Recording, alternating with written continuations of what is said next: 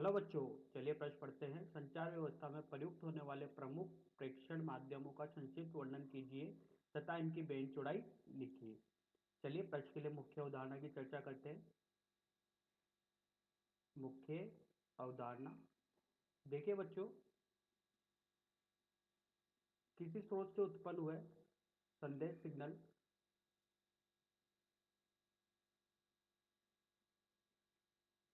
जब उपयोगकर्ता के पास पहुंचाने के लिए तैयार किए जाते हैं तो इन्हें अलग अलग इलेक्ट्रॉनिक युक्तियों द्वारा गुजारा जाता है। सबसे पहला आता है प्रेक्षित। प्रेक्षित क्या करता है? संदेश सिग्नल को उपयुक्त रूप में परिवर्तित करता है। अगर इनकी आवृत्ति कम या ज्यादा होगी तो इनकी आवृत्ति को क्या करता है, ये कम या ज्यादा में से उपयोग के अनुसार परिवर्तित करता है। इसके बाद चैनल का उपयोग किया जाता है। चैनल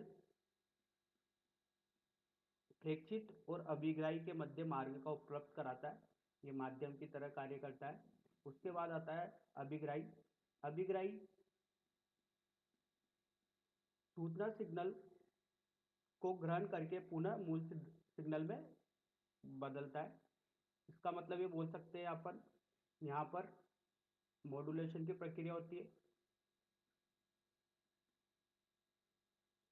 सिग्नल को प्रवर्धित किया जाता है गंतव्य स्थान तक पहुंचाने के लिए इनकी आवृत्ति को बढ़ाया जाता है।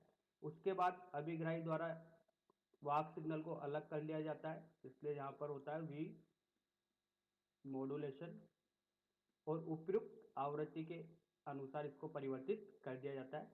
इसके बाद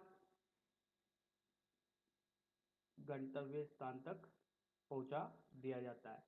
इस प्रकार जो प्रक्रिया होती है, इसी प्रक्रिया को अपन बोलते हैं संचार का संप्रेषण। और संचार के संप्रेषण में कुछ अवयव यूज किए जाते हैं, इन्हीं को अपन बोलते हैं संचार तंत्र, संचार व्यवस्था। मॉड्यूलेशन में वाहक तरंग को अध्यारोपित किया जाता है संदेश सिग्नल के साथ, क्योंकि संदेश सिग्नल की आवृत्ति कम होती है, इसलिए उचित स्थान तक पहुंचाने के लिए इनकी आवृत्ति को बढ़ा दिया जाता है और इनका आयाम भी बढ़ जाता है, जिससे ये अधिक दूरी तक संप्रेषित किया जा सके। जब ये संप्रेषित हो जाती है तो अभिग्राही के पास पहुंचती है, तो यहाँ पर वी मॉड्यूलेशन किया जाता है संसूचक द्वारा। अब देखते हैं अपने प्रश्न के अनुसार बोला गया है संचार व्यवस्था में प्रयुक्त होने वाले प्रमुख प्रेषण माध्यम। प्रमुख प्रेक्षण माध्यम सबसे पहला आता है तार। तार के द्वारा सिग्नल को प्रेषित किया जा सकता है। मुक्त आकाश द्वारा सिग्नल को प्रेषित किया जा सकता है। तीसरा प्रकाशीय तंतु द्वारा। ये तीन ऐसे माध्यम होते हैं जिनके द्वारा सिग्नल को प्रेषित किया जा सकता है। बेंच चौड़ाई की बात की जाए तार के लिए, तो इसके लिए बेंच चौड़ाई प्रयोग की जाती है 750 मेगाहर्ट्ज की बेंच चौड़ाई का प्रयोग किया जाता है। जो यहाँ पर अपन के पास केबल यूज की जाती है वो की जाती है समाक्षीय केबल।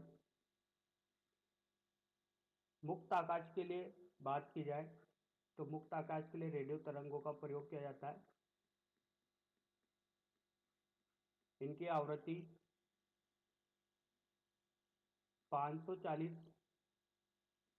किलोहर्ट्ज से 4.2 गीगाहर्ट्ज तक की होती है। मुक्त आकाश की बात करें तो मॉड्यूलेशन की प्रक्रिया में आयाम मॉड्यूलेशन, कला मॉड्यूलेशन और आवृत्ति मॉड्यूलेशन होता है। इनकी आवृत्ति अलग अलग होती है, अलग अलग आवृत्ति के अनुसार इनको प्रयोग किया जाता है और वो आवृत्ति की जो परास होती है वो रेडियो तरंग की परास के मध्य ही दी जाती है। प्रकाशीय तंतु की बात करें तो 1 टेराहर्ट्ज से 1000 टेराहर्ट्ज की आवृत्ति